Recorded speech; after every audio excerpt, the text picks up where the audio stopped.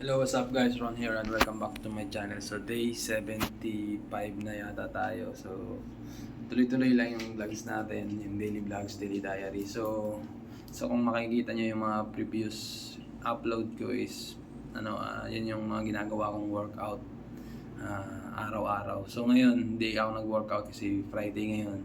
So inano ko sa sarili ko na pag Friday, pahinga. At bukas, jogging, Sabado at Linggo. So bukas, practice. Kasi matutulog pa ako, panggabi ako ngayon.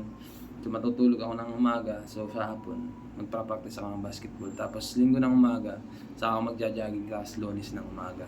So yung gagawin pala nating jogging is hindi na siya jogging, kundi takbo na siya. Semi-takbo na siya. Pero hindi siya yung sprint, takbo lang siya. Mas mabilis sa jogging, mas mabagal sa talagang mabilis na takbo. Yung mabagal sa sprint, okay? So, yun. For the past days, hindi tayo naggaganito, nagsasalita in front of the camera. So, ang ginagawa natin is pinakita ko sa inyo yung workout routine o daily routine na ginagawa ko. So, yun yung ginagawa ko.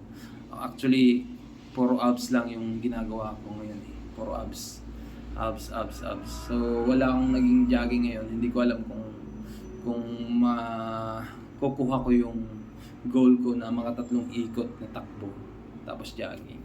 So, nakakuha ko na yung goal ko na maka 10 ikot. So, nalagpasan pa nga natin kasi naka-losing ikot tayo yung huli natin. So, lumakdaw tayo ng malaki. So, kaya ang ginawa ko is stop na ako dun. So, ngayon, sa takbo naman tayo. After ng takbo is mag-i-sprint tayo. Titingnan natin kung kaya natin makapag-sprint ng 10 ikot. Kasi sobrang ang daming energy na dapat mong ilabas. Sobrang daming kailangan na lakas. Kaya mas mabilis ka mapapagod kapag takbo kaysa sa jogging. Kasi yung jogging nakapag-conserve ka ng energy. So, mas tumatagal ka sa pag takbo-takbo doon sa ano. Actually, yung jogging para siyang takbo rin na mabagal lang siya. So, yun. Kaysa ang pinagkaiba kasi nun, yung kaysa sa lakad, yung jogging kasi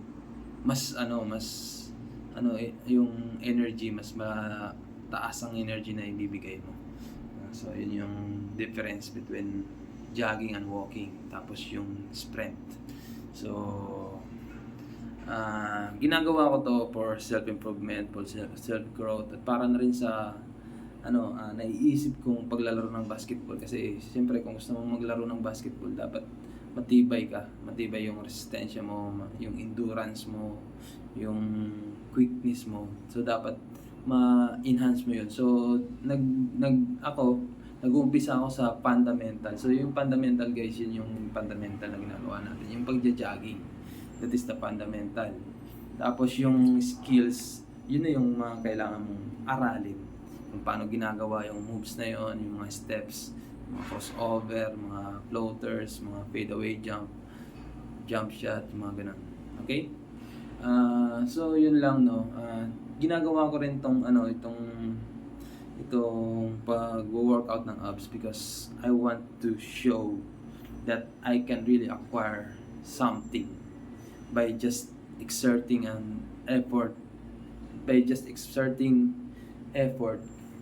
Kasi may napanood ako sa TikTok na ang sabi, wala daw kahit anong exercise ang makakapagpalabas ng abs. So hindi ako naniniwala kasi kung walang exercise na makakapagpalabas ng abs, bakit meron bang boksingero na walang abs? Yun yung tanong ko.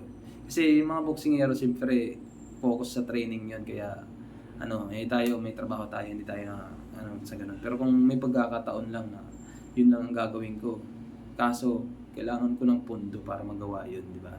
Kasi yung pang-araw-araw na gastusin, pagkain. So yun yung naging ko na parang hindi ata ako naniniwala. Kasi kung totoong merong genetical lang siya or inborn or special sa isang tao na merong abs. So ibig sabihin, walang boksingero na imposible na walang makita sa mga boksingero na kahit isa na walang abs. Kasi special nga lang ang abs. So, tingin ko kasi talagang nakukuha siya sa pag-workout. So, yung mga boksingero, alam naman natin, batak sa workout yan. Yung abs, pinapatibay nila yung sikmura nila para pag na suntok sila sa sikmura, SD sila kagad titiklop. Yun yung ano yun yung ano ng rason ng mga yung mga boksingero. Kaya pinapatigas din talaga nila yung abs nila. So, yun lang, no? Yun lang yung ano ko. So, kapag na gawa ko to, ito wala akong ginagawang diet. Wala akong diet plan. Talagang wino-workout ko lang siya, tapos normal na kain lang, normal na kain. Ganun pa rin sa kagaya dati. Pero wala akong ginagawang diet. So, kain ako kung gusto kumain ng marami, kain. So, yun lang. So mga past few days, okay naman ang takbo ng pang-araw-araw na trabaho at yung sa mga kasamahan natin. Medyo iniiwasan ko na kasi yung So kailangan natin yung self-control at saka yung self-discipline. So iniiwasan ko rin makapagsalita ng mga masasamang salita na hindi makapagbigay ng magandang impression sa ibang tao. Pero I'm not trying to impress them by just saying something good or something, Basta I will be honest and genuine to myself. Alam mo yun, maging totoo ka lang sa sarili mo at magpakatotoo ka. Sabihin mo kung ano yung totoo, sabihin mo kung ano yung totoo. Yun lang. Based sa sa akin, panigan mo yung katotohanan. So, yun lang po. That's it for today's video at maraming salamat and God bless us all. Thank you.